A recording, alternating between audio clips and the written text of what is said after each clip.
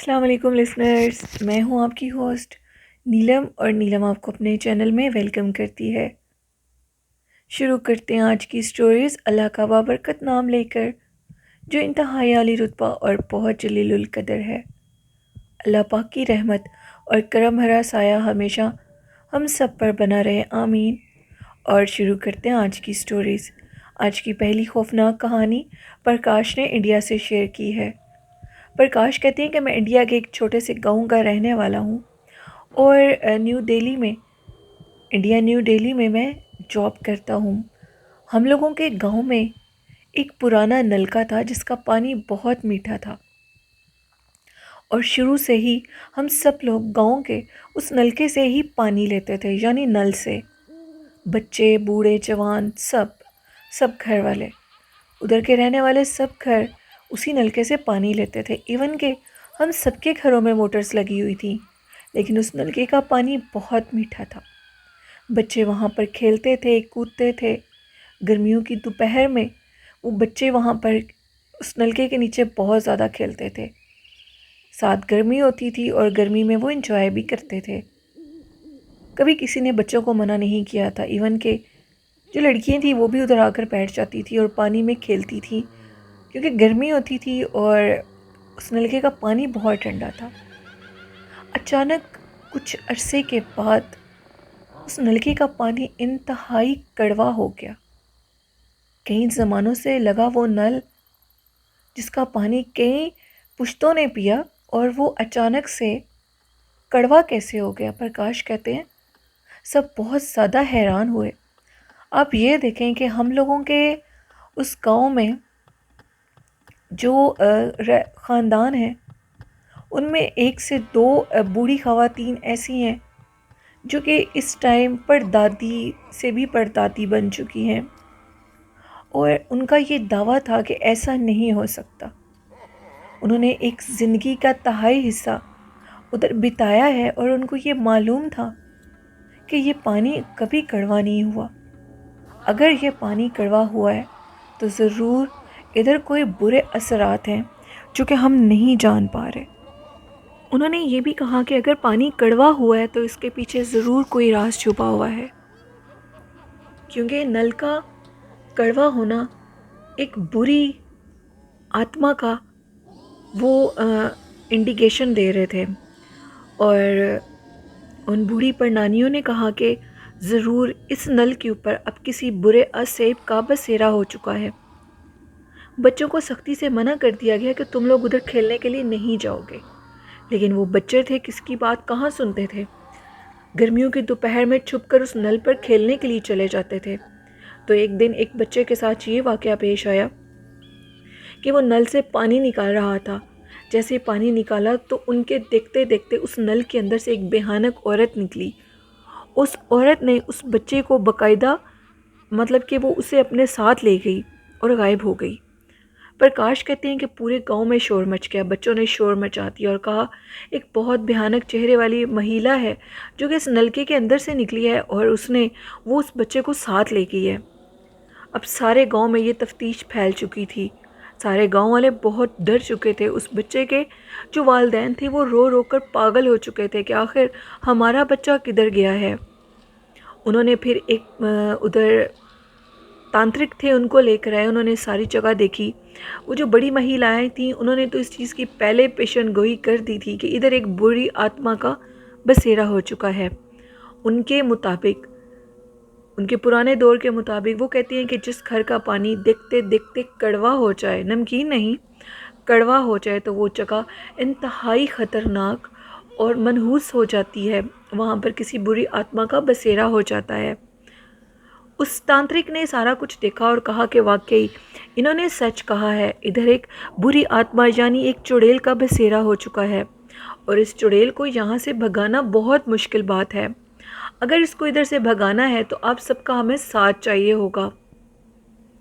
हमने उनको कहा कि हम हर तरीके से इस जगह से उस चुड़ैल को, उस बुरी आत्मा को भगाना चाहते हैं, और हमारे अगर काम भी सारे ठीक हो जाएं, क्योंकि हम लोग इस जगह को छोड़कर नहीं जा सकते।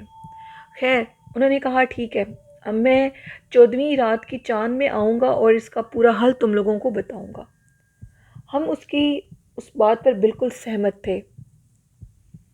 प्रकाश कहते हैं कि 14वीं की चांद को वो तांत्रिक दोबारा आया। उसी नल के पास खड़े होकर उसने कुछ मंत्र पढ़े और पढ़ने के बाद उसने कहा कि सारे घर, जितने भी घर हैं इसमें, इस गांव में, उन सब ने 10-10 किलो छोटा गोश्त देना है और वो छोटा गोश्त एक ही टाइम पर आप सब लोगों ने लेकर इधर पहुंचना है। सब गांव वाले ने कहा कि हमें ये बात मंजूर है। एक टाइम पर हम सब लोग पहुंच गए उधर, और उधर पहुंचने के बाद वो गोश्त हमने उस नल के पास रख दिया। और अब उस तांत्रिक ने कहा कि तुम सब लोग पीछे चले जाओ। हम सब लोग बिल्कुल पीछे चले गए। उसके बाद तांत्रिक ने उधर बैठकर पढ़ाई शुरू कर दी। जब उधर पढ़ाई शुरू की, हमारे देखते देखते एक औरत वहाँ पर हाजिर हुई। वो एक औरत के रूप में थी और उसने कहा कि वो जो बच्चा है वो ज़िंदा है, मैंने उसको जान से नहीं मारा, मुझे ये जो गोश्त है ये गोश्त चाहिए, और अगर मैं ये गोश्त सारा ले जाऊंगी तो उस बच्चे को दे दूंगी। उस तांत्रिक ने कहा कि तुम मुझे इस चीज़ का सबूत दोगे, तुम उस बच्चे को दे दोगी, पहले उस बच्चे को लेकर आओ और फिर ये सारा गोश्त तुम्हारा हुआ। वो झट से उस बच्चे को ले आई और उसने वो सारा गोश्त हमारे देखते देखते एक ही सेकंड में ख़त्म कर दिया। प्रकाश कहते हैं इस टाइम मैं 52 ईयर्स ओल्ड हूँ और इस वाक़े को आज से 30 साल पहले का ये वाक़या है। 30 साल पहले मैंने अपनी आंखों से इस सारे वाक़े को देखा।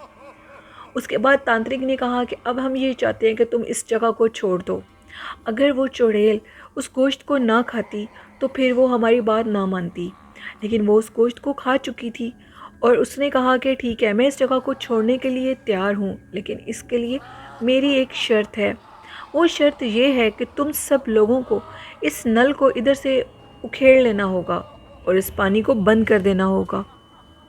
तांत्रिक ने कहा कि ठीक है, हम इस नल को इधर से उखेड़ लेंगे, लेकिन तुम हमसे इस चीज़ का हमें नया, पता नहीं उनकी लैंग्वेज में क्या कहते हैं, मतलब मुझे ये समझ आई है कि तांत्रिक ने कहा कि तुम इस चीज़ का प्रॉमिस करो कि तुम इधर दोबारा नहीं आओगी। उस आत्मा ने उस जगह से उस नल को खुद ही उखेड़ा और उखेड़ कर ज़मीन पर दे मारा और उस जगह पर जो पानी आता था वो खुद ब खुद बंद हो गया। अब ये यकीन करें कि उस जगह पर एक बहुत बड़ा दरख्त भी था और वो दरख्त भी जल के राख हो गया, और वो जो नल था वो नल भी वहाँ से खुद ब खुद उस आत्मा ने उखेड़ के फेंक दिया और वो पानी वाली जगह बंद हो गई। उसके बाद हमने उधर नल नहीं लगाया किसी ने भी, वो जगह ऐसी की ऐसी पड़ी है। और उस तांत्रिक ने कहा कि बेहतर है कि आप लोग इस गांव में अब ये नल वाला काम ना ही करें तो ठीक है। बहुत पढ़ाई के बाद कुछ अरसे तक उधर असरात रहे उस चीज़ के, कुछ अरसे तक वो चीज़, मतलब कि कुछ मखसूस दिनों में उस चीज़ का उधर होने का नज़र, वो मतलब नज़र तो नहीं आती थी लेकिन उसके होने की फीलिंग्स थी उधर, और उस अरसे के दौरान वो चीज़ उधर से गायब हो गई और गायब होने के बाद चली गई। लेकिन उस जगह पर बच्चे भी जाने से डरने लगे, वालिदैन अपने बच्चों को वहाँ जाने ही नहीं देते थे। ये एक स्टोरी थी जो प्रकाश ने इंडिया से शेयर की, और प्रकाश कहते हैं कि मैं और भी बहुत से खौफनाक वाक़यात अपने गांव के आपके साथ शेयर करूंगा। बहुत शुक्रिया प्रकाश। और बढ़ते हैं आज की दूसरी खौफनाक कहानी की तरफ। आज की दूसरी खौफनाक कहानी मेरे साथ शेयर की है वकास ने। वकास जो कि मेरे ओल्ड लिसनर और स्टोरी टेलर हैं। वकास बताते हैं कि स्टोरी सेंडर हैं। वकास ये बताते हैं कि आज एक खौफनाक वाक़या आपके साथ शेयर करने लगा हूँ। ये स्टोरी मेरे एक फ्रेंड ने मेरे साथ शेयर की। उनका कोई रिलेटिव था जो कि मरी में एक होटल में जॉब करता था, और उनकी ये जॉब थी कि वो जितने भी वेटर्स थे, जो भी इंतज़ामिया थी होटल की, उनके ऊपर वो इंचार्ज थे। उनके होटल में कुछ टूरिस्ट्स ने आना था और उनके लिए उन्होंने पूरे होटल को साफ़ करवाना था, सारी तैयारियां मुकम्मल करनी थी। होटल का जो बॉस था उसने ये सख्ती से ऑर्डर दिए थे कि आपने सारा कुछ मेहमानों के आने से पहले ठीक करना है। अब मेहमानों के आने में एक दिन रह गया था और सारी तैयारियां मुकम्मल हो चुकी थी। उन्होंने सारे रूम सेट किए, उसके बाद जो थर्ड फ्लोर था उधर छत था एक बहुत बड़ा, और उस छत के ऊपर उन्होंने कुछ चेयर्स और सोफ़ाज़ लगा दिए, टेबल रख दिए कि शायद जो मेहमान आए वो उधर बैठेंगे और लुत्फ़अंदोज़ होंगे बाहर के जो इस नज़ारे देखकर।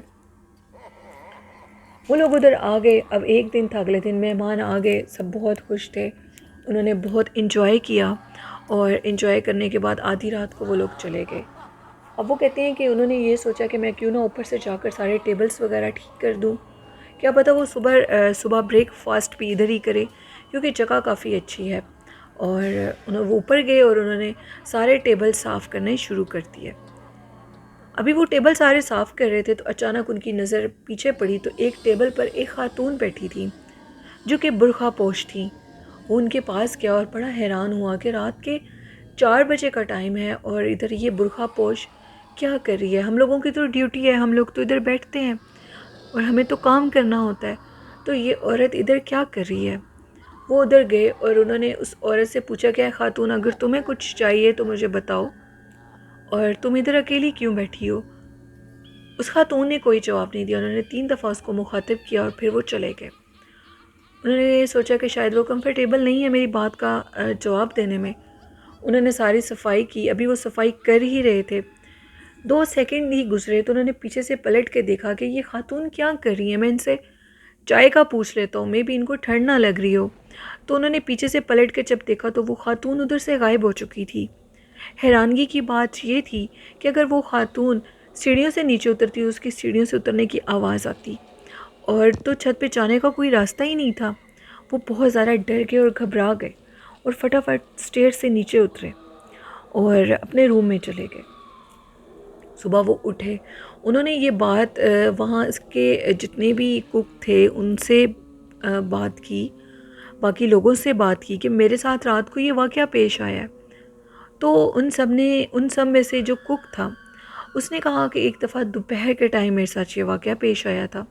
मैं देखता हूँ कि किचन के अंदर एक बुर्खा पोश औरत खड़ी है मेरे आने से पहले, और मैं उस औरत को देखकर उसको 3 से 4 दफ़ा बुलाया, लेकिन वो मेरी तरफ मतवज्जो नहीं हुई। तो अचानक मेरे देखते वो गायब हो गई।